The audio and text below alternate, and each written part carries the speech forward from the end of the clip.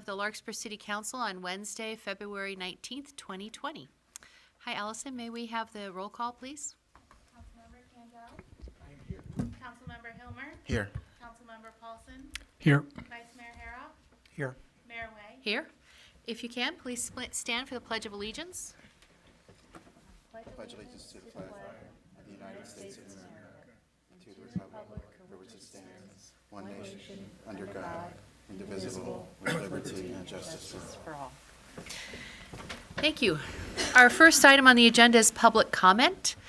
This is a time for members of the public to address the council regarding items that are not on the agenda or that are listed as part of the consent calendar. You can approach the podium and just state your name, and we reserve about 5 minutes per person. And remember, the council is not permitted to really discuss anything that's not on the agenda. Is there anyone from the audience who would like to approach the podium? Okay, seeing none, we'll move on to 3, which is presentations.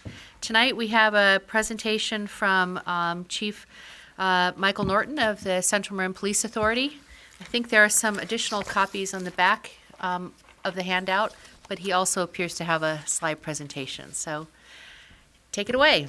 Thank you, Mayor Way and Would- members of the council. Would you prefer to do your whole presentation and then have us ask questions, or how do You can feel free to interrupt with any questions. I'm going to go kind of quick through the slides. The slides will be on your website. I'm assuming they're up already. Oops, And we they'll need be your up- microphone. Sorry, Tom's waving at me in the back. Okay, and they'll be on the our website once we've gone through all 3 cities and Okay. presented. Are we your first city? I did Corte Madera last night. Okay, thank you. So these are 2019 calendar year stats. And like I said, I'm going to go quick and just point a few things out. First is our calls for service. One little bit of a troubling number is our calls actually went up by 3.25% in 2019. It doesn't sound like much, but it is an increase of about 121 to 126 calls per day. And in Larkspur, the percentage actually went down a little bit, which is good for Larkspur. We went from 41% of the call volume down to 37. It's for what it's worth. And then in terms of where our bulk of calls for service happen, and I come here every year, it's really the shopping centers are the main things, and usually the high schools tie up a lot as well. There's Redwood High School, actually for the first time ever, less calls for service than Drake. And then shopping centers for, you can see Bon Air, quite a high number of calls, as well as Marin Country Mart. As we'll get to later, we saw a big spike in property crime last year, and it was a trend, unfortunately, that was throughout all of Northern California. And I'll talk briefly when I get to it, just about a lot of it was automobile burglaries, which are car break-ins, and we have been working with the shopping centers to try and alleviate that, and I'll go over some of the stuff we've done with regards to that as well. Top calls for Larkspur. You can see a bulk of what we do is traffic enforcement, extra patrols where we're, people call in about crimes that are happening in their neighborhoods or want extra traffic enforcement, and citizens assist. Those are a lot of advice calls involving neighborhood disputes and problems like that. It's good that none of your top 5 calls for service are actual crimes. In terms of traffic stops, you'll notice there's kind of a disproportionate amount of San Anselmo on here. And a decision was made in spring with all 3 managers. We had a bit of a traffic accident problem in 2018 that was pretty severe in San Anselmo, where we were having a lot of not just accidents, but injury accidents. So I never worry about how many traffic accidents there are in town. I worry about how many injury accidents there are, because you can't really do any prevention in parking lots and things like that. But we can do things like speed enforcement to hopefully alleviate some of the traffic accidents we're seeing. So we got together and really did a focus in San Anselmo on some of the areas they were having, and we did see a significant reduction there in San Anselmo because of it. But still, I think for like the 4th year running, the most stops we did was out at Larkspur Landing Circle and East of Francis Drake. It's if you've ever driven out there during commute time, there's just a lot of problems with some illegal turns, illegal U-turns, and people clogging up intersections. In terms of traffic stops, we had an increase in total numbers of stops from last year of 22.2%.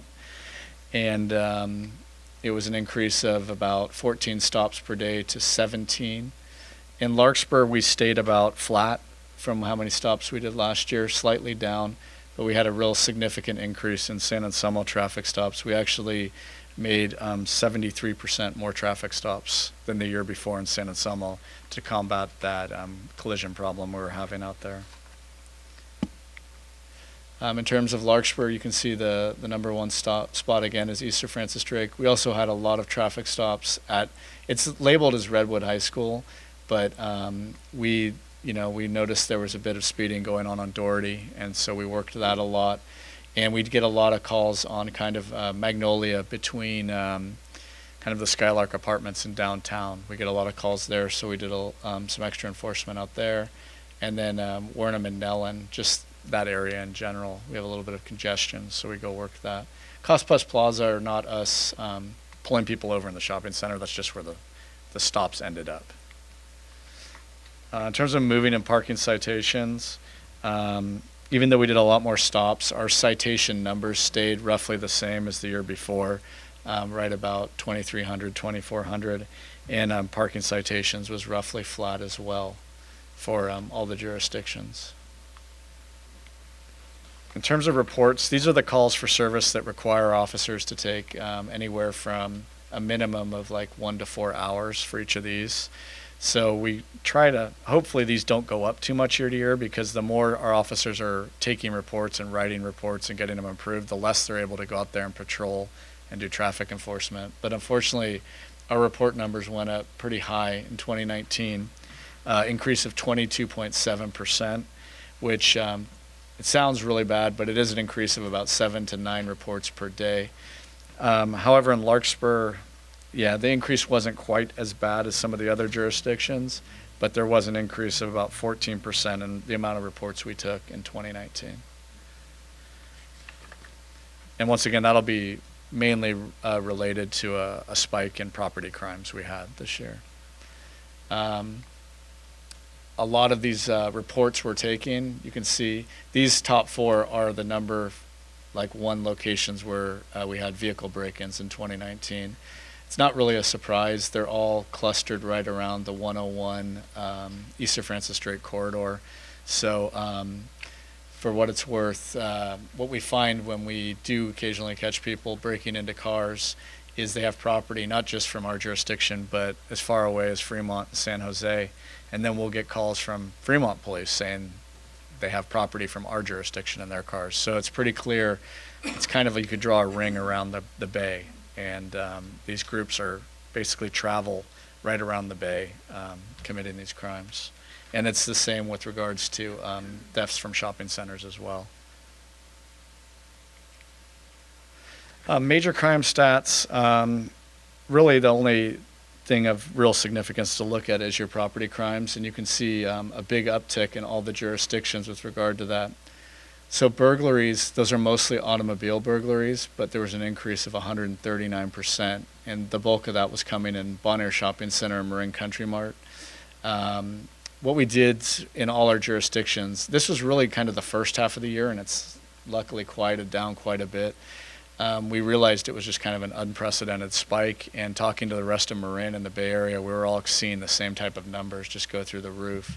Is we met individually with all the shopping center owners or managers and tried to just brainstorm some things we did. About mid-year 2019, we did some training at our facility with their security guards. We brought them in for a couple hours and just kind of taught them some sound patrol tactics and how to do their patrol a little different to hopefully deter some of this. We also pushed hard to get signage up in all the shopping centers. We tried to make it universal about, don't leave valuables in sight. And you might have noticed a bunch of those have gone up as well.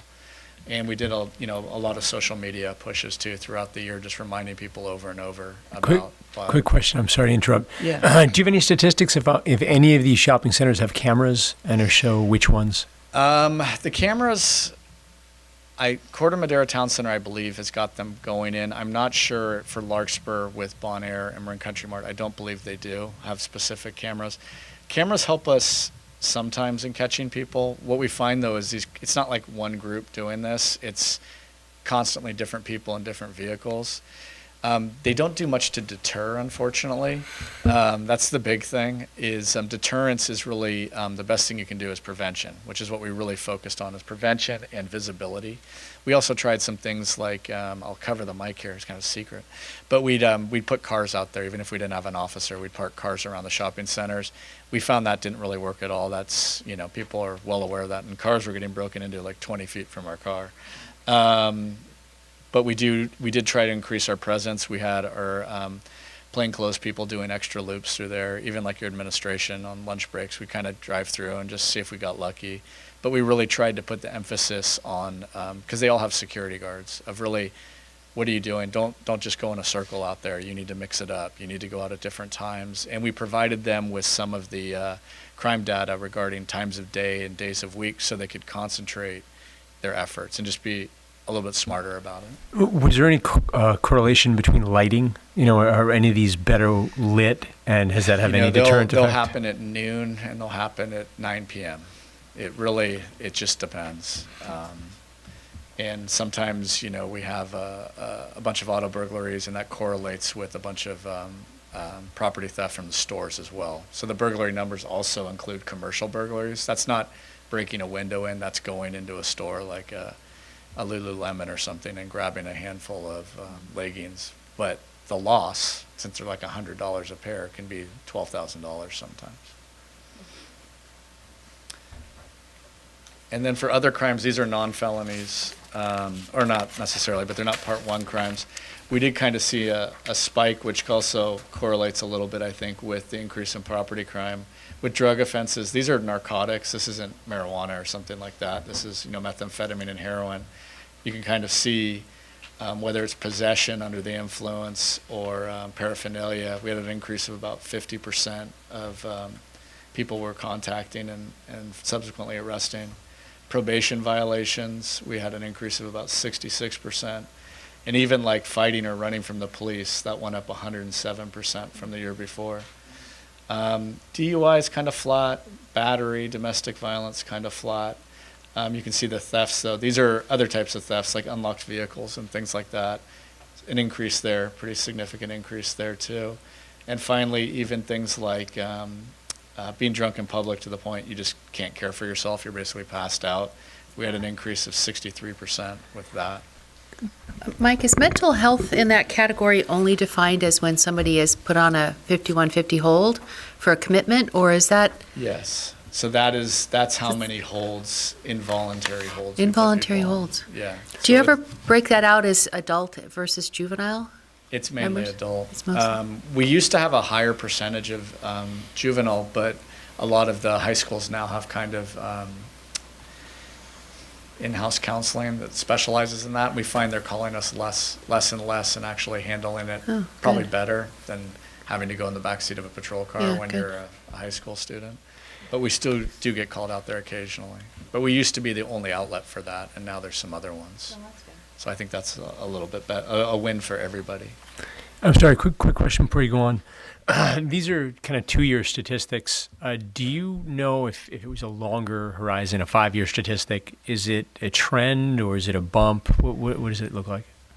Property crime is definitely trending up with regards to vehicle break-ins. It's pretty flat with regards to like homes being broken into, and honestly, I care more about that because I've had my car broken into, I've never had my home broken into, and talking to victims, it's much more traumatic, obviously, to have your house get ransacked than maybe your laptop gets stolen out of your car. We want to prevent all crime, obviously. But, And how about drug crimes? Is that also trending up? drug crimes kind of goes up and down, to be honest with you.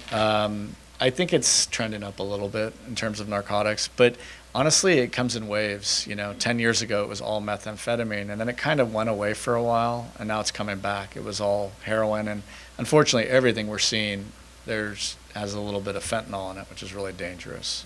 So we are seeing like overdoses go up. Would that be more probably a question for fire paramedics because they're the ones who deal with that mainly? Okay. Financial loss, though, this is, you can just see some of the numbers and an increase. This is the value of total property taken. I've never put this in here before, and I didn't know I had a way to run it. But it's pretty interesting to see in all three of our towns combined, you have a loss of $3.6 million in property. Pretty significant. A lot of it is vehicle, but a lot of it is also the businesses as well. And then our top reports taken, as you can see at the top, are burglary. The residential number went up a bit last year, which I'm not really thrilled about. It went up probably about 30%. And the auto spiked up quite significantly. Let me see if I have that one. Yeah, so the auto burglaries from 2018, we had 52 in Larkspur. We had 125 last year. Luckily, it's kind of flattened off since the summer, and I attribute that a little bit to all the work we put into kind of the prevention part, and the shopping centers are doing a much better job. I want to give credit to their security personnel for being much more proactive and on the ball about it. And that's really a big thing we look for when we go through the shopping centers too. Can we drive through this thing and not see a security guard, you know? And if we see one, hey, that's a win. Good, they're out there being visible. But you can see the bulk of all our reports taken revolve around property crimes. And then collisions. So I mentioned collisions earlier. We did have an increase in collisions, total collisions of 3.25% from the year before. And in Larkspur, the collisions went up slightly. I think there was 20 more this year. But and then real quick, the locations, the number one spot for accidents in Larkspur is that East Drake, Larkspur Landing area, and that's kind of coincides with why we're out there doing so many traffic stops. What else do we have? Larkspur Ferry, those are going to be just fender benders in a parking lot, non-injury collisions. Same with Bon Air Center, same with Marin Country Mart. The 250 Doherty, those aren't all accidents happening right in front of the police station. Those are just kind of ones we couldn't attribute to something for one reason or another. And then you have Cost Plus Plaza as well. Over here, your non-injury accidents went up significantly from 387 to 430. But your injury accidents, like I said, what I worry most about, they went from 71 throughout our town, all our towns, down to 54. And our major injury accidents went from 6 to 3. Those are like the very severe ones with hospitalization and things like that. A lot of our minor injury accidents can be just complaint of pain, but they can also be like a broken arm or something like that as well. Can I ask a question going back to the crime stuff? Sure. I'm sorry. Did you notice, is there a trend for location? So you said, the burglary, the car break-ins and stuff were around the shopping centers. Is that a trend with the other crimes too? Can you give in, for drug crimes, for example, is there a location or is that not? No, it's just for auto break-ins. And it's not just the shopping centers, it's gyms. It's if you just kind of sit back and go, hey, I'm going to break into a car. Where is a target-rich environment? Shopping centers have a lot of cars all the time, and people going to shopping centers usually have money to buy stuff, and you're kind of hoping they're going to leave some things in there. And then you have like Corte Madera Town Center, which has a gym and the shopping center, so it's kind of like a twofer. I'm going to find something probably there. And what we're finding with gyms is, like when I first started, we didn't have a lot of car break-ins, but we had locker break-ins constantly in the gyms because people would go in with their wallet and they put it in there and they leave. And once people gotten tired of their lockers being broken into, they were trying to hide it in their car, and now the car gets broken into. It's really just kind of we're always trying to stay one step ahead of the people that are doing all of this. So an increase in the security guard presence would help the car break-ins, the commercial burglaries, but probably wouldn't have an effect on any of the other crimes. Yeah, I don't think so. Okay. Yeah, Mike, just a quick question. It sounded like the education campaign at the shopping centers was successful, teaching them patterns and how to randomize. Has there been anything similar for residences or any need for that? We've been doing social media because it's hard to, meet with 10,000 people. But we do push it out constantly on Nextdoor, especially when we see spikes or around the holidays. We pushed out a lot this year regarding car burglaries. And we try and mix it up so people don't just roll their eyes and not read it. But that's kind of been the main focus. And obviously, if we go to a community meeting or something, we'll bring it up too. And then where were we? for traffic collisions in Larkspur, there were 3 major injury accidents and 16 minor injury accidents. The minor injuries went down from 25 to 16, and the major injuries stayed flat. But that, I was kind of surprised by that. So I think what we're going to go back and figure out if that is all in one location or where it is, and do some targeted enforcement there. You may have noticed too, in the middle of the year, we purchased 2 temporary police radar signs, and we've mounted them. Unfortunately, we have 2 for all 3 towns, but we've mounted them at least in 2 or 3 spots in Larkspur so far. And the nice thing with those signs is not only are they, reminding people to slow down, but it does gather all speed data for 2 weeks while they're up. And then we can look at that and realize how big of a speed problem do we have at that one spot. Is it overblown? Is it accurate? And when is the speeding occurring? So we can be smarter with how we deploy our officers to go combat that. And I think that's about what I wanted to hit on. Okay, thank you. Are there further questions? Yeah, I'm sorry. Let's, Kevin, do you have any? Go ahead. Sir, I just had one more question, which is, as a city council, my question is, what can we do to better partner with you? So, for example, one of the things I thought of is maybe it may be potentially possible to give a tax break to a shopping center owner who employed a security guard or something like that to try to improve, make your job easier. And the question is there anything else that you can think of that we would be able to do to partner with people in the community, something like that? I don't really, I can't think of something offhand. We kind of, everything we could think of, we threw at the wall about 6 months ago and saw what worked and what didn't work. Like I said, the decoy car didn't work at all, clearly. That was my idea, so that's kind of embarrassing. But I think at the end of it, I was just happy my car didn't get vandalized. But some of the other things I think have helped. Like I have had people come up and mention the signs, and that was a bit of a hurdle because I think a lot of the shopping centers were really afraid it would scare off customers. And we're like, your customers are going to be mad if they find out there's a lot of this going on and you didn't really make that effort to tell them about it. And once I think they got over the hump, that helped a lot. But I can't think of anything specifically.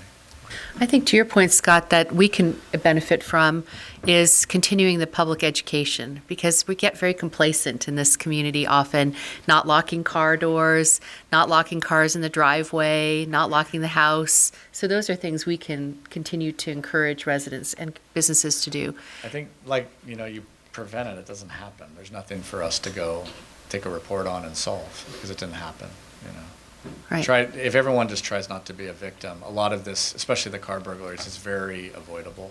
But a lot of people still don't know, and I don't blame the victims at all, but they just aren't aware of it. Unless you've either been a victim or lived in like a very urban area, you probably haven't been exposed to it. Gabe, you had something? Yeah, I was kind of tagging on to what Scott was saying rather than ideas, with the budget and resources that you have, some of these shifts like a 68% increase or something, I'm wondering if there's a adequate amount of resource to reallocate because, some things have gone down, but it seems like many of them actually gone up. I think it's, what we find with the burglaries is it's not the property crimes, it's not steady. It comes in a wave. So you might not have an auto burglary for 5 days, and then within the span of 30 minutes, you could have 15.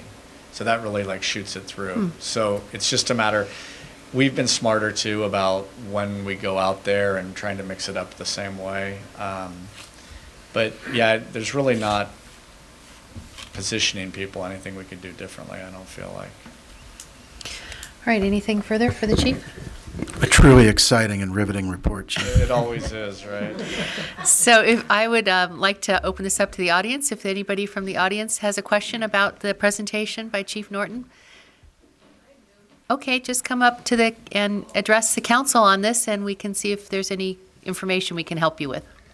My name's Kevin Carroll. I live at Marin Park. The question I have, I own Sausalito Taxi.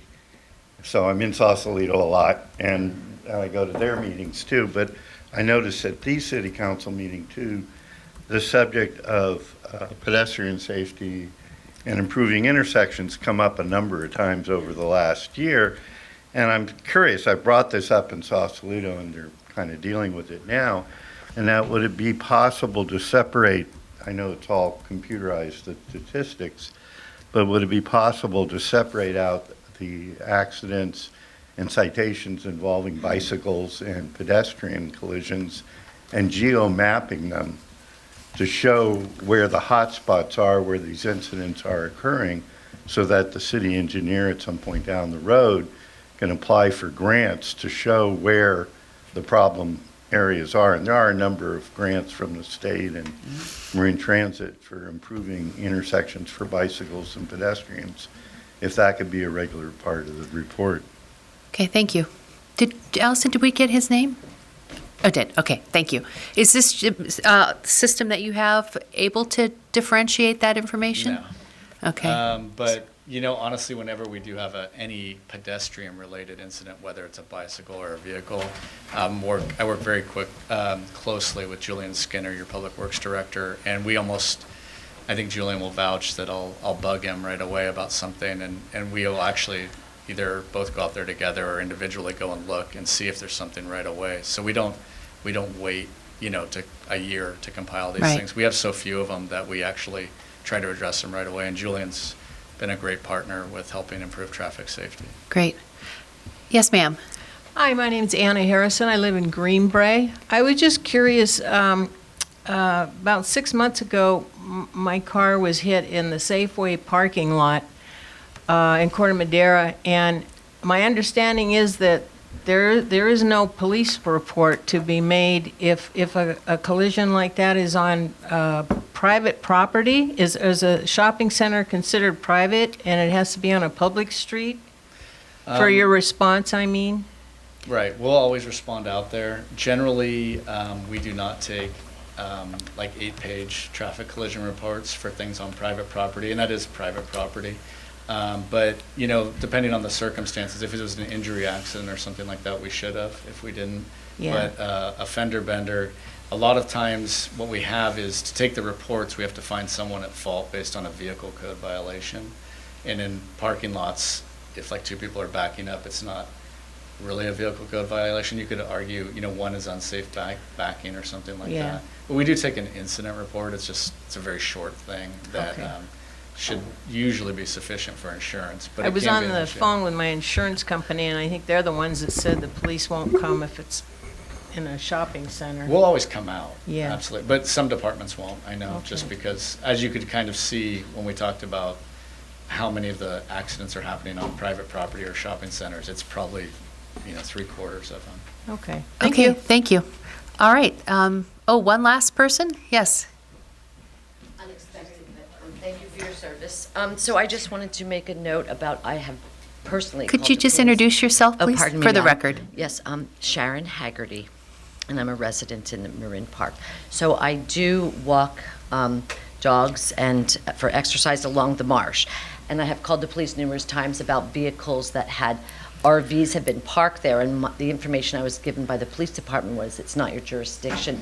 Your line ends at the end of Industrial Road, and that area was owned by Golden Gate Transit.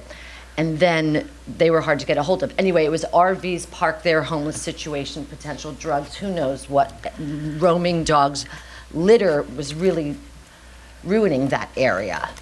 So my concern was that, and a safety concern. And then, so I just did want to say thank you to Michael Moriarty. Yeah, So I don't know what he is. He says, so it's owned, excuse me, sir, by Smart Train, because the police department says it's owned by Golden Gate Transit.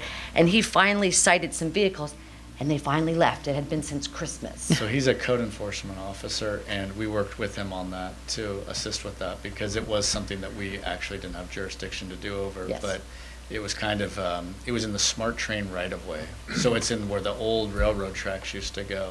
Right. There's But it's actually the Corte about- Madera Marsh Preserve. Yeah, there's like 4 jurisdictions out there, and you have So to work. thank him, because they moved. I will. That's All right. all. He worked really hard on that, so I will definitely thank him. All right, thank you very much, and thank you, Chief Norton, for this presentation. And I would encourage everyone who has further questions about law enforcement and other violations within the city, you can always go to 250 Doherty, which is our Central Marin Police Authority headquarters, if you're in Larkspur, and there's also in San Anselmo.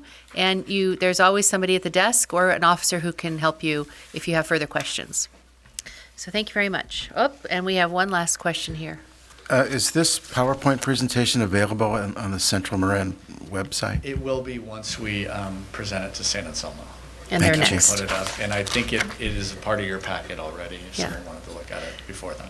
Thank you. Very helpful, thank And you. I believe the last 2 years will be up there as well, if you want to do more comparisons. Great. You're welcome to stay, but good night if you have other obligations. That moves us up to the approval of the consent calendar. Do I have any member of the council who would like to remove an item from the consent calendar for discussion? Nope. Anyone from the public like to remove an item for discussion? Seeing none, I'll take a motion to approve the consent calendar. I'll move to approve the consent calendar. Is there a second? All in favor? Aye. Aye. Anyone opposed? No. Hearing none. We move on to 5, the city manager's oral report. Thank you, Madam Mayor, council members. I have 2 topics for this evening. The first is we're helping promote a grant program that's possibly available to residents. They need to go online to determine their eligibility. It's a program to do seismic retrofits on certain types of homes to better ensure that they don't move off their foundation during an earthquake. And there's a website that folks can go to. It's called earthquakebracebolt.com. Oh, So wow. earthquakebracebolt.com. And their grants are up to $3,000 to apply toward a seismic retrofit if your home qualifies. So we encourage folks who've been thinking about this to check it out, because the program runs through March 13 in terms of applying for the grants. Secondly, I wanted to thank the council for allowing me to be excused from the council meeting last time because I was attending the city managers conference for the California League of Cities. I like to always report on some of the topics just to give you a flavor of sort of what my cohort is struggling with or interested in.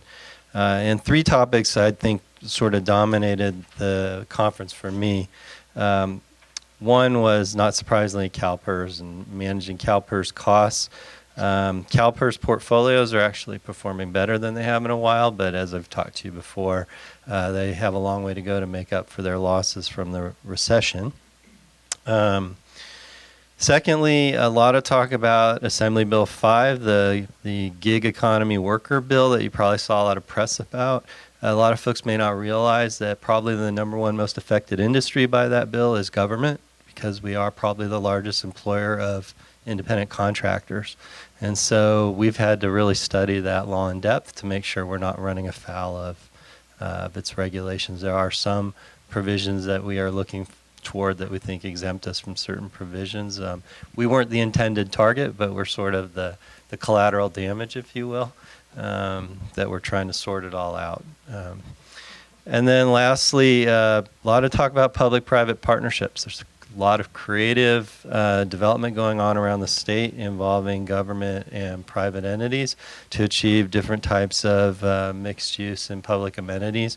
Also just some creative public financing arrangements that are receiving private sponsorship in order to better leverage opportunities. So probably more to follow, as you know, we are looking at those as possible options here in Larkspur for some of the things that we're doing.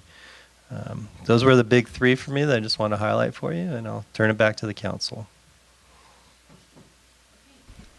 Thank you. Are there any questions that the council has of that report? No?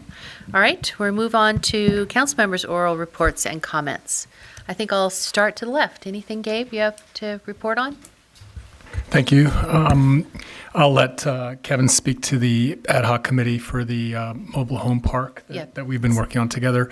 The other committee I work on is the Twin Cities Disaster Preparedness Council, and pleased to say we had a great first meeting, and we're looking to include more and more stakeholders, both volunteer citizens and also some of the departments and some of the frequent attenders like Ruben and some of the others have been extremely helpful, and we're hoping to build an agenda for the rest of the year and set some goals. And we have some resource changes, and we'll probably announce that next time. So thank you. Great.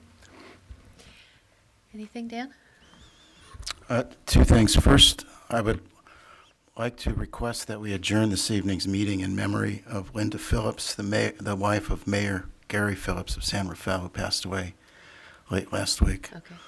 There are many things the city of Larkspur does in cooperation with the city of San Rafael, and I think it's All right. worthwhile to do that. Secondly, I want to report two items from today's SMART board meeting in Pengrove. Ridership statistics from a year ago. The average weekday ridership from February a year ago is up 30%, and the average weekend ridership from a year ago is up 85%. So I thought those were significant statistics. Yeah. Thank you. Scott, anything? I have nothing to report right now. Okay. Just a couple things. First, a couple of things, and we'll get into the Ad-Hoc committee and on Marin Park later in the agenda, I think. On MC Clean Energy related things, just a couple of things. One opportunity that was created for me, having attended the Cal CCA annual conference, thanks to the city of Larkspur in part for allowing me to do that, is participation in a statewide legislative committee effort on behalf of CCAs throughout the state of California. And I'll be hopefully playing a fairly prominent role within that legislative activity to promote the interests of community choice aggregation throughout the state of California as a source of power supply to our customers and residents. And also to kind of help manage our responses within a legislative environment to the challenges that we have coming out of the PG&E bankruptcy, which is moving forward apace. I think they're still scheduled to kind of wrap that up. Oh, I'm sorry. I think they're still scheduled to wrap that up in the middle of this summer. Also, MC related, one of the technical issues that we've been talking about as a possible opportunity to essentially take for free power that would be attributable to Diablo Canyon during the period of time that that facility is still operating, which may be for a few more years. That's an issue that everyone throughout the state of California now is debating. It's long been a general policy of MC Clean Energy not to include nuclear power supply within our overall procurement activities. And there are a number of reasons for that, both historical and current reputational and other reasons. The financial impact to ratepayers for MCE would be trivial one way or the other. So I think it's the inclination now to decline the opportunity to take on that additional offloading of nuclear power generation from Diablo Canyon. The only other thing I just wanted to mention, I continue to be involved as a member of the board of the Larkspur Chamber of Commerce. We had a meeting this morning. There's a lot of new energy within the chamber in terms of developing membership and developing programs and becoming a more vital part of our overall community. So I'm very excited to be a part of that. There are various events that are going to be scheduled over the course of the year, including the Wine Stroll, the 2020 Wine Stroll. Many of you have enjoyed that in past years. Do you have a date for that yet? That's scheduled for July 18th. Okay. And also a new event that we're trying to organize over at the Country Mart, which would be a Larkspur Chamber of Commerce silent auction that would be essentially sponsored by the Country Mart, but made available generally to members of the public. That's going to be hopefully scheduled for September 12th, although we're still kind of working out the details of the date. And then lastly, we're in the very, very early stages of potentially reviving what was always one of my favorite events during the year, which is the Pacific Sun Run. So those of you who are runners or have been runners in the past may remember fondly the Pacific Sun Run that ran through Larkspur, Kentfield, and Ross. They had to be kind of put on hold while we were working on the bridge, because the Bon Air Bridge, because the bridge was part of the course. We're still trying to figure out how to do that, but we're working closely with Tamalpa runners to try to revive that, and hopefully we'll do that in another year or two, maybe with a modified course.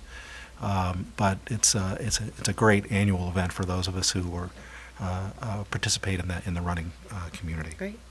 So that's all I wanted to talk about with that, and again, we'll talk about the ad hoc committee later. That'll come up next. I have three things. I represent Larkspur with Vice Mayor Hoff on the Central Marin Police Authority Council and the Central Marin Fire Council, and we met for the first time this year last Thursday, and we received, both councils received the certified accountants what I'm blanking on what this report is. Kathy, help me. It's the audit report. The audit report. Shoot, that's right on my brain. The audit report for both of the agencies, and they were fine. We are all going to be experiencing some hard decisions in the upcoming year about what we're going to do to fund the pensions for both of these agencies, but that will be coming up in the next several months. But needless to say, both of those agencies are doing very well. You just heard Chief Norton's report, and our Central Marin Fire Agency has now been a full year, almost a full year, and is also doing very well. Second, I'm on the League of Women Voters, and the census is coming up. So make sure everyone pays attention to the census, because this is where the federal government and the state government finds out how many people live in Larkspur and Green Bay, and really makes a big difference on funding that we get from the state and the federal government. So the census will be here in April. So if you need help with that, there's lots of census opportunities to help with the leagues that'll be around in the county. And lastly, I'd like to thank the Larkspur Community Foundation for their Heart of Larkspur event last Thursday also. I think it's the 4th annual, or maybe the 3rd annual. 5th annual. And I'd like to thank Councilmember Hilmer for being there to represent us, and Scott was there. It was a thank you for all the many volunteers who work within Larkspur. It's a joint effort between the Larkspur Community Foundation and the city. So if you didn't get your I Love Larkspur sticker, they will be available for free in the library. So this was given out as an opportunity for everyone to celebrate Larkspur. So that's all for that. We'll move on to public hearings. Approve amendments to the City of Larkspur's schedule of user and regulatory fees. Public hearing 7.1. Thank you, Madam Mayor and council members. Before we begin the public hearing, I would like to ask the council members to note that there should be an edit made. If you look on the resolution Exhibit A, there's a cover page to your schedule. It says Schedule of User and Regulatory Fees. It incorrectly still has in the packet copy effective July 1, 2020 through June 30, 2021. That language should have been deleted. This fee schedule is proposed to take effect 60 days after adoption, which is before July 1. And I'll talk about that in a second. So just want to make sure everybody has a chance to find that. So the page after the resolution, which is effectively the 4th page of your item, you'll see on the cover it says effective July. That just strike that out.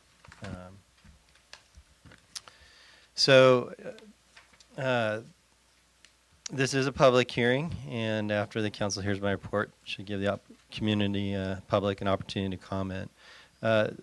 In 2017, the council gave staff direction to commission a comprehensive evaluation of the way fees are done for the city to create a more systematic and defensible approach to how our fees are analyzed and applied. At the conclusion of creating that new fee system, the council, having established what were determined to be reasonable cost recovery rates for the fees, adopted a CPI index that would be used to adjust the fees. The proposal you have before you is to apply that CPI cost across the board. The public hearing is the opportunity for the council to either make a decision they want to do something else or hear from the public about the application of that CPI. We are proposing to move up adoption of the fee schedule from the way we've done it in the past. We've typically done it in the past roughly 60 days before July 1. We may be guilty once in a while in City Hall of forgetting that we run a child care center. And some of us may forget that child care centers need to advertise fees about now. So we were realizing in consulting with our fee advisor that we really should start taking the fee schedule in roughly February so that we're more legally defensible in advertising next year's fees down in the child care center. So we're going to sort of use this opportunity to move up our window that we're going to adopt new fees, and going forward we'll probably have the window be every February. That'll make more sense. But that's why we're making this change. And it's a good reminder that the Twin Cities Child Care Center is a part of the City of Larkspur operations. We aren't proposing any other substantial changes to the fee schedule, and we are presenting it to you now with the adjustment for CPI as indicated in the staff report, and seek your approval. I turn it back to the council. Terrific. Are there any questions on this? No. Yes, Gabe. Thank you, Dan. Just as I was reading it over, excuse me, the CPI rate applied to many of the planning fees, some seem to be going down, like some of the park and rec fees are actually decreasing. Yes, thank you. Park and Rec is, although not designated by the council as an enterprise fund, you have over the years given me direction to try to work with the recreation director to be competitive. And he looked out across the other providers of similar services and was finding that our fees were rising above where his competitors were, and he was losing so much revenue that it didn't make sense to keep traveling with the CPI index. And so some of those have been lowered to maintain our competitiveness.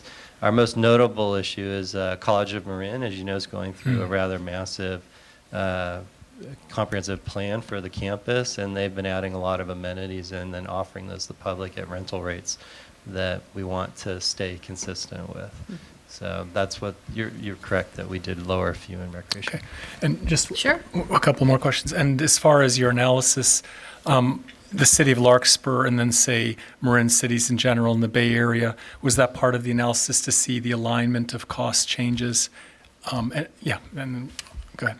So the purpose in 2017 was to hit targeted cost recovery goals that the council was setting for different departments. So, for example, in planning and building, generally when the benefit of what we're processing is primarily that of the homeowner or the property owner, the council's position is that that should be fully recovered in terms of the public's resources. And so we've established base fees that are intended to capture back our costs. The methodology varies a little bit based on the policy for each of the different operations that we do. So, for example, we were just talking about recreation, and recreation is an area where we don't practice full cost recovery.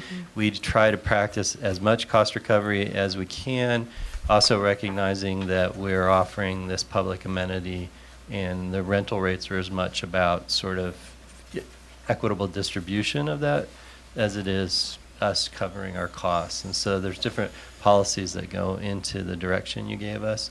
A key part of doing the fee study was to make sure we're not capturing more revenue than's justifiable by our costs. And so these fees are set so that we're not turning a profit, which we shouldn't be doing. Okay, thank you very much. Any other questions from the council on the fee schedule on this business item? Seeing none, anyone from the public have a question about this item to approve amendments to the City of Larkspur's fee schedule? All right, seeing none, I'll bring it back to us. Any further questions, or I can accept a motion for approving this?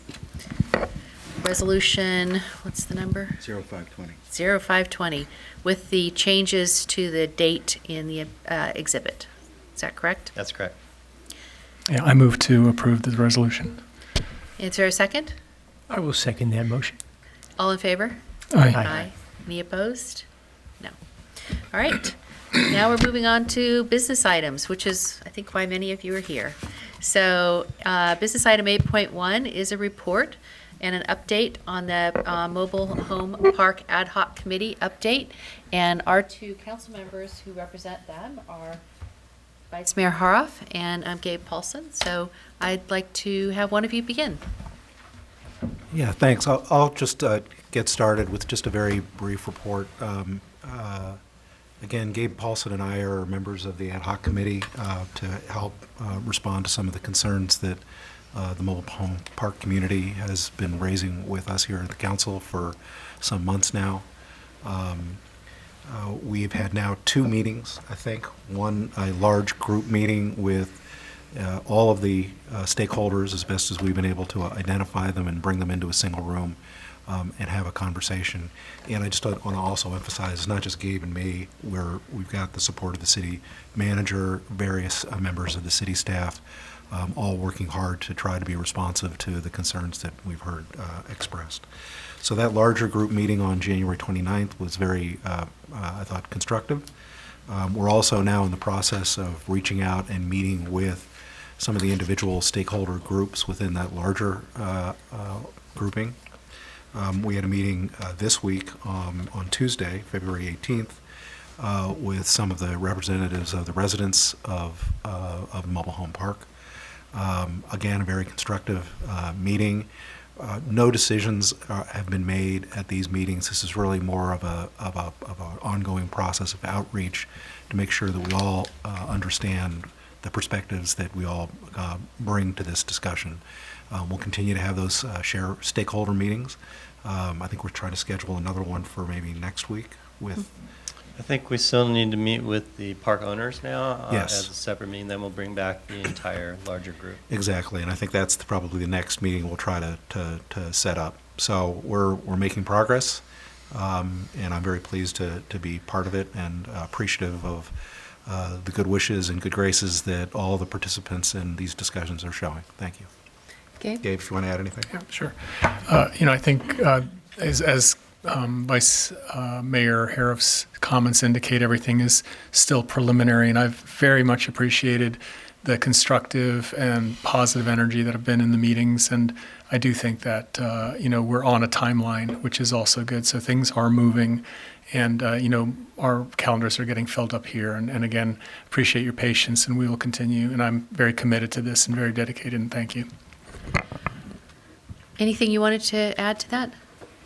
As part of the ad hoc I committee? think it might be helpful for the remaining council members and the public to understand there are two parks, and we've learned through this process, because we've heard from both the owners and residents in both parks, that they operate very differently, have very different business models, and have very different perspectives on the issues that council's heard a lot about. And so that's gravitated us away, I think, from trying to create one citywide solution and focus more specifically on Marin Park, which is the one that the residents brought these issues forward to you. So that's changed the conversation a little bit, I think, and I think that'd be a fair representation of what all the stakeholders voiced at the larger meeting that we held.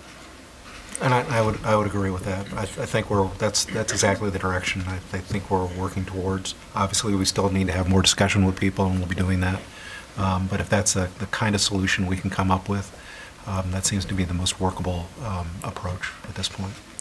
Okay, so to summarize, it sounds like you've had 2 productive meetings with the various stakeholders, and the 3rd meeting planned is with the ownership, the owners, and then following up from that, maybe another group meeting of all the stakeholders, it sounds like. So that seems to be the timeline going forward. I think based on the direction I've received from the two committee members, I think they'd like to be back here no later than the beginning of April with some sort of recommendation to the Okay. whole council. Okay, good. And as you know, by California law, only 2 council members can participate in things like that. So this is our opportunity, the rest of us, to hear the update. Anything further? So I don't want to make an extended period of discussion about this because that's the purpose of the ad hoc group, and I appreciate seeing so many of you here. If there's anyone from the audience who has a very specific question, but not to get in a lengthy dialogue, because that's why we have the ad hoc committee working so well together. If anyone has a very specific question that we can have narrowly framed, you're welcome to join the podium and ask it. But if not, seems to be coming along that we're continuing in this process. And I appreciate that. You have a very specific one? All right. First of all, my name is Joan Dubkowski. Residents of Marin Park, we just want to say thank you for continuing to keep this issue on your radar.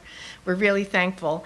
And I'm sure meeting with the ad hoc committee has kind of inspired us, those of us who are doing it, to continue looking for opportunities and options.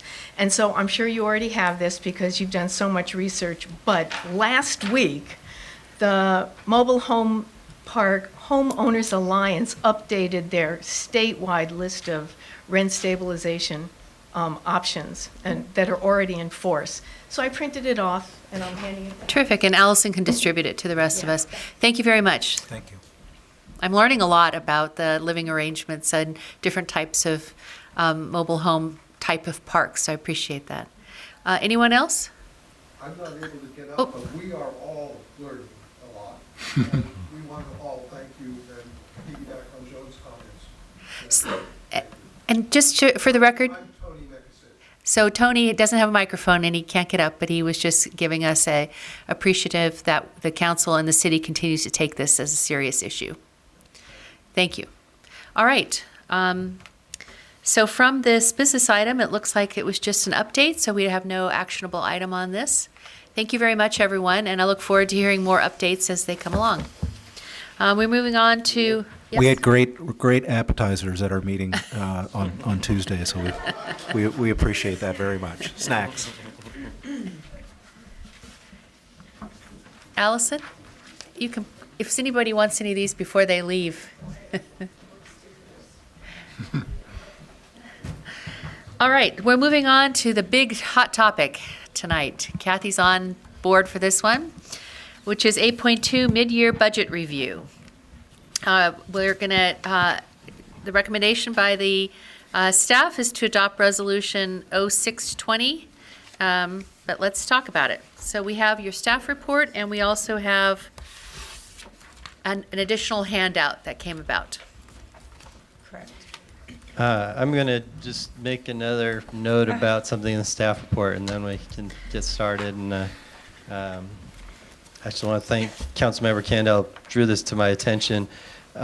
We had on the second page, we have a breakout of all the different items that we're asking you to incorporate into the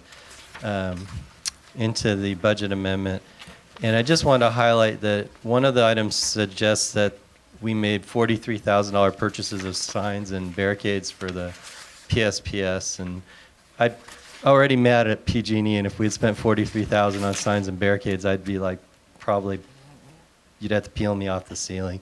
That got truncated. We did spend a lot of money on signs and barricades, but we also had, in that $43,000, we had to replace the light system on our pedestrian overcrossing.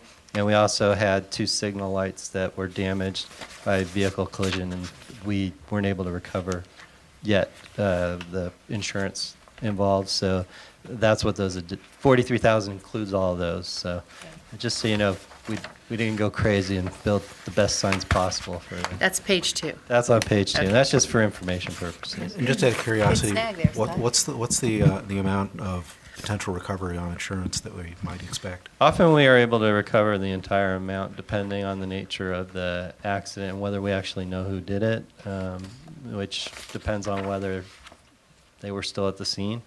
So I don't know the specifics of these 2 cases, Sadly, we probably process 2 to 3 minimum a year of cases of some fixture in Larkspur being knocked down by a vehicle. So, Kathy, are you giving the, I am giving the report you're giving the tonight. report? So, hello, Mayor and council members. So this would be our mid-year report for the city of Larkspur. We have a few items to go through. Our agenda is going to be just briefly economic update, general fund update, pooled cash and budget challenges, which I normally include, and then any questions. So the economy is beginning to slow down. It's slowing down not only overall in the United States, but also in California. California, though, I do mention it's outsourced. I'm sorry, not outsourced. It's exports. Thank you. His exports are very strong still, and so we are an anomaly, kind of a state for being strong. But overall, the economists are not worried about a recession at this point because the other fundamentals are pointing to being strong. We'd have to have a bigger lift. So, but we are seeing some slowdowns. So we are not in for it. So I break up the general fund. The general fund is, when I talk about the general fund, it's our operating fund. It is what all our departments operate under, where most of our revenue, property taxes and sales tax comes in. And I break it up between revenues and expenditures. It's a little bit easier to digest. So this is just a adopted budget versus what we've received through December. And we should be about 50% at December coming in. And so we'll see some fluctuations that I want to go through. Our property tax is coming in strong. Sales tax comes from the state. The state's always like several months behind. So this would be a normal, we would do an accrual at the end of the year. So we really are kind of on track with sales tax as well. It is showing a slight softening from the year before.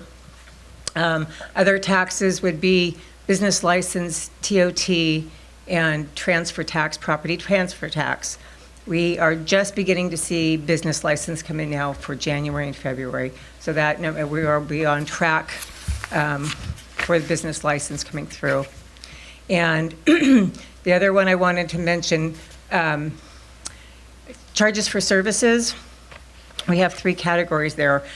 The trench cut fees are off the charts, mainly PG&E. So if Jillian has paved a road and they come in and they dig, guess what? They get to pay the fees. So we were seeing that as being a revenue source coming in.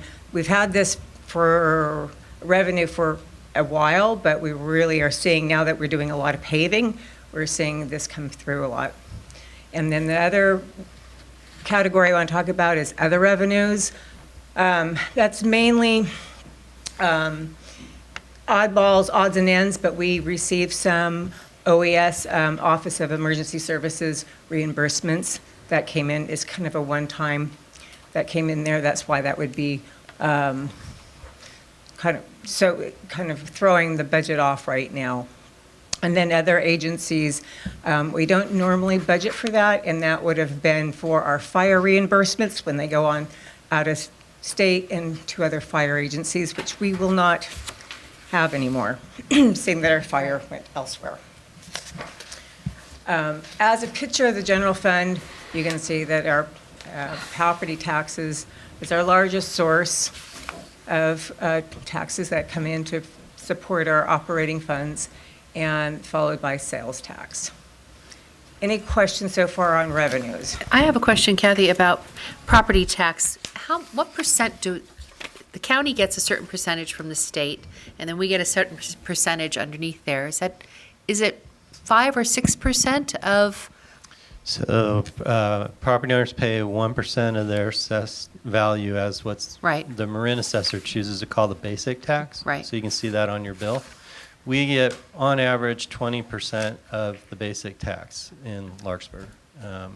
So, that's a different number for everybody Right. in the city. Okay, so 20% and the county gets, I'd have to pull out what the county's number is. Okay, It's but 20 is rough I think for it's less than 20%. any agency that was charging property tax when Prop 13 passed is in the mix. So. Okay, thank you. Are there any other questions before Kathy moves on? Okay. Okay. This is looking at our expenditures in our operating fund. I'll just draw attention to a few items. The PERS, that's accrued unfunded liability. And PERS gives us a chance to either pay on a monthly basis with interest or pay in a lump sum. And I always budget for the with interest.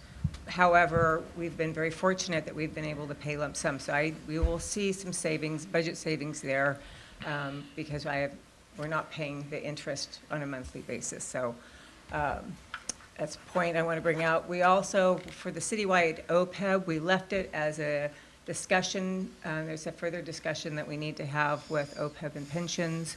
So we did not put any budget into that for this year. Other than that, all of the departments are really coming in pretty much on track.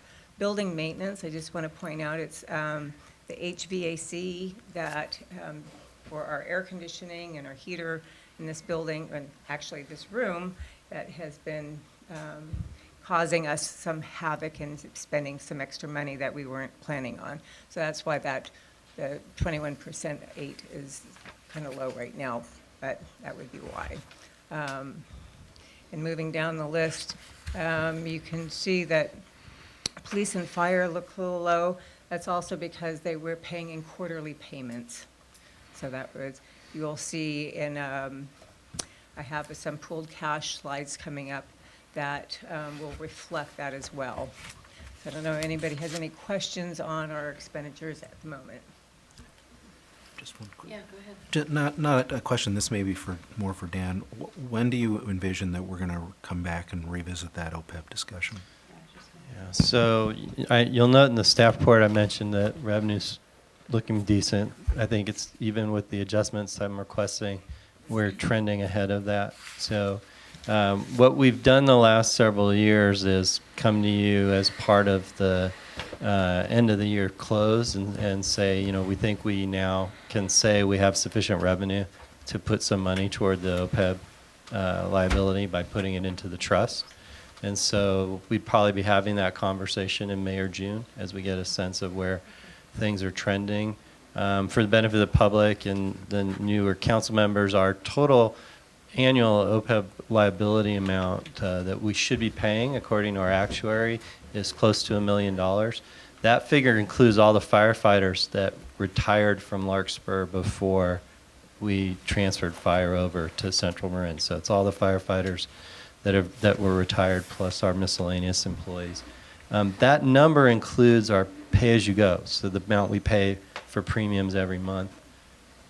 Then the actuary says you should also be putting this much in the bank to catch up. And that's the part we're struggling with, and we'll be talking about it ad nauseum, I suspect, during the budget process again. So. Yeah. I have two quick questions. Sure. I'm sorry. The first, I just wanted to make sure, when you mentioned fire, you said it was divided into quarters, so we paid 3 of the 4 quarters already, which is why the number is high? Yes. Okay. And then the second question I had on the administration line. Yes. It looks like we are doing better than expected. Is that because we have some payments that we have not made yet that are coming due, or are we just ahead of what we where we thought we'd be now? The admin has actually, there are some, we budget for some payments that are coming due, and then we also have some items that are spread out a little more, unevenly. So we don't have any salary savings this year. I'd have to take a deeper dive, but I actually think we're probably running better in legal this year than we've run. Knock on wood. So I know that's one area that we haven't expended as much. And then some of the admin costs typically we incur in the spring. Mm-hmm. So and we haven't paid for HR yet. That's true. And we haven't paid our payments on. So even though this looks good, we're actually pretty close to being on target. We should be, yes. There's that footnote for a half position for an administrative assistant and a position for an IT professional. Does that factor into this question also? Yes and no. We have the half-time admin assistant. So I have the authority to move money around within the budget. We've been taking the money we allocated for IT and we have been applying it to processes that our consultant recommended we do to improve our IT. So rather than hiring somebody, we've been spreading it across a number of activities that we're doing. So we will spend that money and it'll be spent on IT. Our consultants actually recommended we put out a request for proposals and outsource our IT support. So we're actually in that process right now. Okay. So anything Anything else? Keep going there. Okay. What page? Oh, we're on. We're on the graph. I Got it. love pictures. I mean, it just tells the story. Public safety is our biggest expense Yep. with everybody else following, so. Mike would love to hear that right now. Yeah, where are those guys? I do want to talk about our system and pooled cash, because you'll hear me talk about cash, where we stand on cash and why it's important. But our overall system, we have a pooled cash system. And what that kind of means, we have a, an umbrella of a system that pays out from one fund, and then takes the system and they'll do inter-fund transfers for me to then send out what it's charging for each of the little other funds. So for example, we have other special revenue funds that we have the capital fund, we have the bridge fund. So if all the checks are paid out of the pooled cash fund, then it then sends out what it's paid for each of those funds. And it's more efficient in the accounting world. So for example, if we were cutting AP checks, that we're not cutting AP checks separately for each of the, 20 plus funds that we have. We're doing it all in one. And the same thing with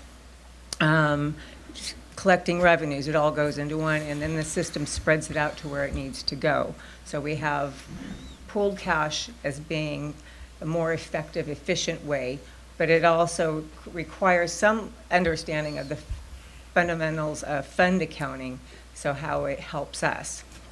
So I don't know if you have questions at this point. Yes. Yeah. Thank you, Kathy. So maybe you could give an example, but so like say the 100 general fund and the 500, it sounds like all of those are internally fund transferred into the pool, but at the end, the expenditures are tabulated exactly. It's just a matter. So this could even, if you run into a quarterly payment where you're running low, essentially Peter is loaning to Paul, but in the end, it's there. It was just the seasonal cash fluctuation. Is that? Let me show you. Okay. Yes, you're exactly right. Here's the general fund cash on an activity basis. So our orange line is our expenditures, and we have a lot of expenditures, a lot of large expenditures in the very beginning of the year. So Bay Cities and other, PERS is an example for our lump sum payments. But we don't collect our cash or our revenue at that time. Our revenues are collected in December and April. So, how do we spread that out? So yes, you're absolutely right. So if the general fund, I'll go into the next graph, with the green lines are running total. I'm always on at about October, November before we get our cash. We run into a deficit sometimes. We definitely did in 19. So that's where, yes, the pooled cash system helps us. Like we have now quarterly payments going out for not only police, but also fire. That's a big hit at the end of the year, right before we get our taxes. So yeah, we might get floated here or there. There was a point where Larkspur was floating CMPA a little bit when they were not getting quarterly payments. That's kind of why they went to the quarterly payment system. So this kind of shows you how, we talk about the cash flow is really important and how that all works together. Just two more questions. One clarifying question. So when the revenue comes in, let's just look at the top, property tax. So that's coming from the county. That's immediately put in the general fund. Does it then internally transfer right away to the pooled fund? Does everything go there? Actually, I put it into the pooled fund, and then the interfund transfers, it goes directly to the general fund. So it doesn't really, it's the portion of, when I bring in, so when I bring in the property, when I am bringing it, but when I'm recording the property taxes, so we've got for general fund, and then some of our other funds, like Larkspur Marina gets a piece of it. They each get their own cash and revenue, but it's also part of, it all comes into one big fund before it gets split out. Does that make more sense? Yeah, so the pool is more the hub, and then Yes. it goes to 100 or 500 or Correct. before it goes out. And is there interest accrued on the pool? Yes. Okay. There's interest accrued, not on the pool, but in each individual fund based on their balance. And that's also another, it's very helpful to have a pooled cash, so I can do the interest that way. I can say, what is the cash balance in these funds, and allocate this interest that we get from LAIF, CalTrust, to these funds with positive cash balances based on that. Thank you.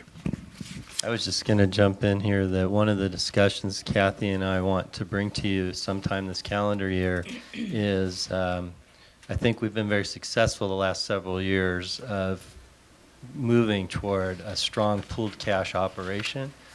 So what that means is we're operating a lot more like a treasury. And in doing so, maybe it's time to look at whether there's some opportunity for the base of the pool, that money that you're sort of always holding on to be invested in a way it might yield higher returns than what we're yielding right now.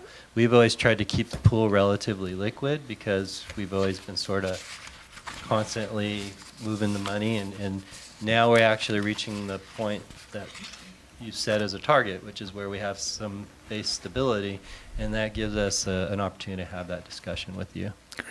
One more question? Sure. Sorry. Going back to the revenue on your earlier slide, I didn't see anything that showed interest. So anything from the accounts and the pools? It is, it's really intuitive. Use of money and property. Okay. Line item about the. So about four up. $10,000. Right. So if we, optimized, or if interest rates went up, it might be in order of, like a $20,000 Now, increase. This is, $220. this is just the general operating fund. This is not our reserve fund. Yeah, you have to bear in mind that there's often not a lot of cash in the general fund, so the interest is modest. We are having higher yields. Sure. And that's why that idea of you have to think about the treasury. The whole treasury is doing reasonably well, but we're still being very, very conservative in our investments there. And we could probably be conservative and a little more aggressive in terms of yield. So, Thank you very much. Okay, back to where we were. So on from pooled cash to my favorite budget challenges, because you'll hear about them as we also go through coming up budget season. So like we were just talking about, we've been able to build up our reserves, which is great. Our current budget expenses, our budget is requiring 25%, so that's 4.4 million, and we do have that. We do have uses for our reserves that have come up, so contractual obligations for our MOU. We have our mid-year adjustments that we just went through and talked about. We have our Bon Air Bridge. When the bridge is in full swing, Jillian will be handing me, it's not uncommon to see $1 million invoice come through on a weekly basis or more, and then that's just the bridge, and then we also have the streets. So he keeps me hopping on that. That's why I'm on the cash flow, I'm trying to keep things afloat. When the bridge is taking a downturn, I'm kind of happy. Gives me a chance to breathe. You're not seeing Julian's squirmy face behind you while you're talking. I'm sure. He knows. We also have the marina maintenance, which is also includes reimbursements from the HOA, but we are fronting those expenses. And so that's another cash source. We also are funding, we have deferred maintenance that we have talked about in the past for our infrastructure. And then, of course, the CIP unfunded projects, which does include the fire station and the library, community center, and the storm drains, like the whole system of the storm drains. Jillian has projected that it could be as much as $50 to $79 million. That is in the back of the CIP book. And then for the 2050 plan, again, the fire station with just improvements, maybe $3 million, and storm drains, a minimum of $2 million for the mandatories that we need to do, mandatory upgrades. But like I was just talking, the system in a whole could need up to $20 million of rehab. So there's lots of things to talk about, and budget-wise, and what do we need to focus on? There's more. There's always more. PERS. PERS is always a big topic. So we have two plans, the miscellaneous and the safety, and we are keeping our safety plans. The safety plans are closed because our fire have gone to their own JPA, but we still do owe that obligation. So this is where we stand at the moment. In the amortization schedule for the actuarials. It's on the PERS website. We have a link on the website to that. Continuing to fund the OPEB, we do a pay-as-we-go right now. That's about $600,000 a year. But like Dan was saying, for our actual required contributions, it was more like $1 million. And then funding for the Larkspur Marina Financing Authority, which is our marina district. Our costs that we have at a small assessment, property tax assessment, that it's not covering our actual operating costs right now. We're having some gate issues and whatnot, so that is, we have been covering those expenses. And that's what I've got. And yes, Dan. Just something to flag. Bring your mic down and turn it on. Dan, could you and I schedule a conversation, definitely not tonight, on the county flood control program and how that relates to the Larkspur Marina? Or not, as the case may be. The marina is outside the flood control district. Understand, but there's a dredging program in one, and there's a dredging program in the other that may not.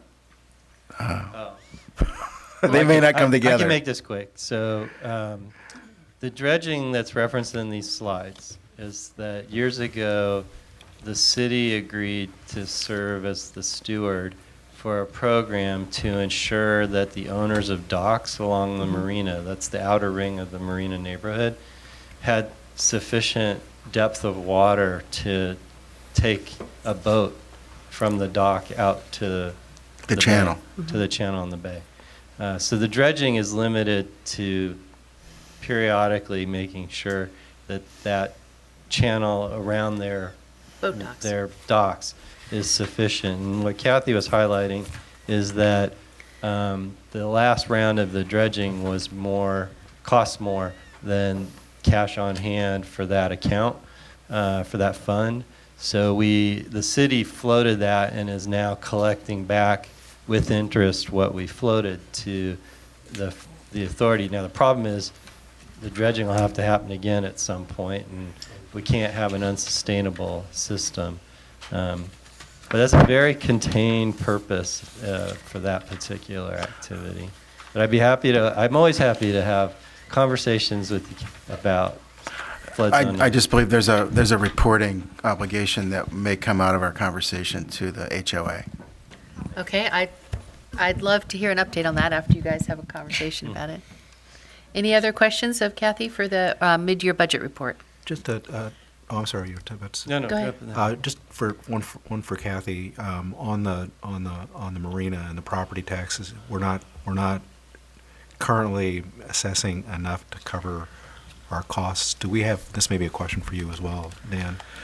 Do we have opportunities to revisit that issue with the homeowners down there and see if there are ways that we can make adjustments to the assessed taxes? Yes, but we're not yet at a place to do the analysis and have an engineer's report generated that would determine what that amount of money should be. We're still resolving issues from the last dredge. So first we need to close the books on the last one. And that's fair enough. It just seems like this is something that is inevitable. It is, and we will definitely have those conversations. And one question I have about the Sir Francis Drake Rehabilitation Project, which is the county's project.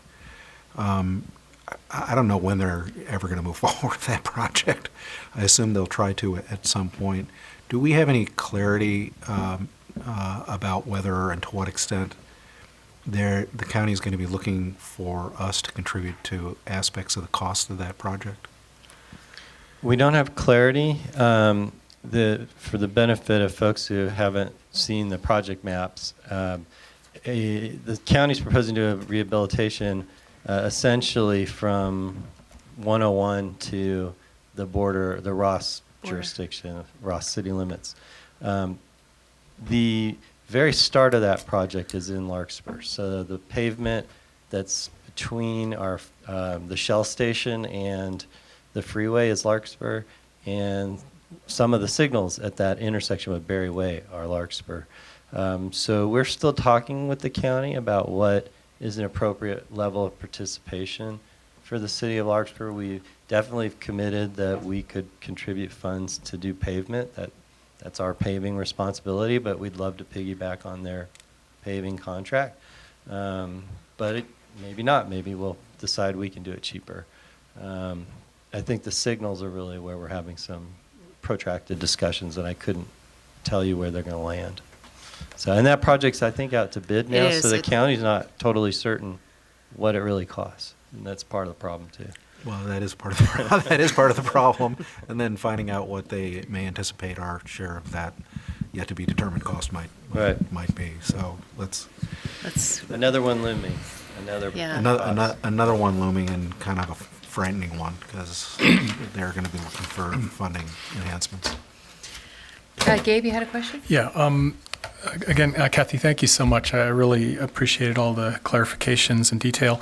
One thing I'm a little confused, this might just be a point of fees. The resolution we're voting on is actually to, increase the budget by $161,500. And is this a separate discussion or what you covered? It didn't seem to explicitly call out these issues. I know we read them and referred to them, but perhaps for the public's sake, that can also be a little bit more clarified in the expense side of your presentation.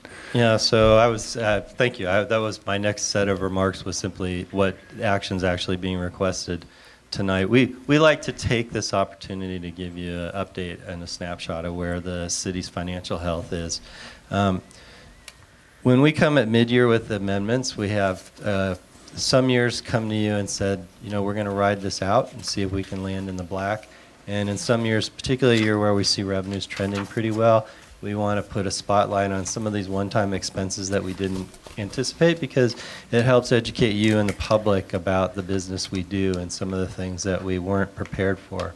I'm very pleased that I think these are all one-time expenditures, that it's pretty reasonable that we didn't anticipate they would happen, and didn't program them into the budget. And in the scheme of 17.7 million, 161,000, not too divided bad. by 2, right? Because this is only the half year so far. Right. I just meant in context of the whole budget, Yeah. coming and asking you to add 161, I think. Yeah, very low.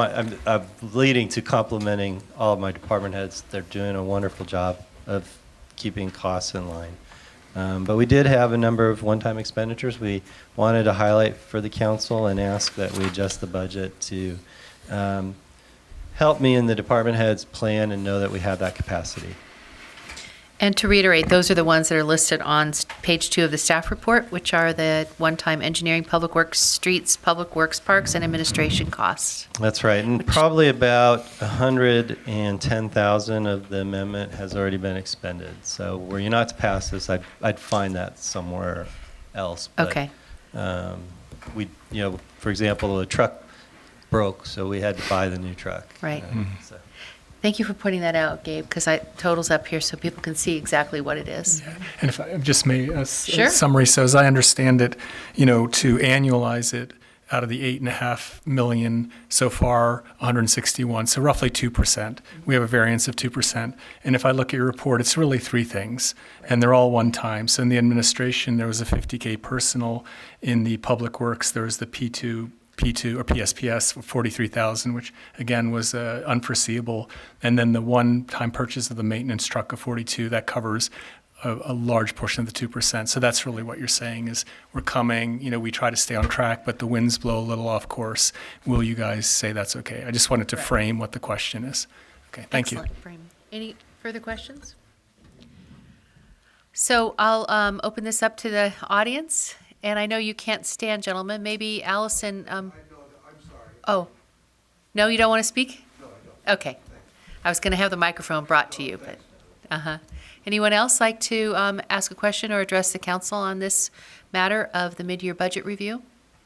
All right, seeing none, I'll bring it back, and it sounds like April and May will be our traditional months of presentations of these things, and we look forward to having some of these harder conversations about the citywide OPEB and the other funding things that you brought forward to us. I say that with quite optimism, right? And to the new council members, just to let you know that we usually present the budget over a course of almost 4 or 5 different meetings so that we can really deep dive into some of them from an overview level to a deep dive level. So that material will be coming out, and I encourage everyone who has questions in advance Kathy's always available, and so is Dan, to go over some of those matters with you and with me and with anybody else. So it looks like we have a resolution. Yes. I was going to say. Yes. Anybody interested in moving the recommendation, which is to adopt the resolution 0620? I'd be happy to move the adoption of that resolution. Is there a second? Second. All in favor? Aye. Aye. Anyone opposed? No. Now we're adjourning at this point to a closed session. You're welcome to stay. We'll come back after the closed session and continue the meeting, but the last item on our agenda is closed session. So thank you all for being here, and our next regular meeting is March 4th. Okay, we're reconvening and to open session from our closed session, and we have no reportable action tonight. So I'll ask for a motion to adjourn. So moved. Second. All in favor? Aye. Yes. Oh, pardon? Wait. I do think you had a request from. Oh, pardon me. Yes. Oh, pardon me very much. I would like to turn over our adjournment to Councilmember Hilmer. I would like to adjourn this evening's meeting in memory of Linda Phillips, wife of San Rafael Mayor Gary Phillips. We're deeply saddened by his loss, and we support him through his difficult time. Thank you very much for that. All right, at that, we will be adjourned until March 4th, and just a reminder to the council, I will be out of the country. So Vice Mayor Hoff will be running to the show. Good night.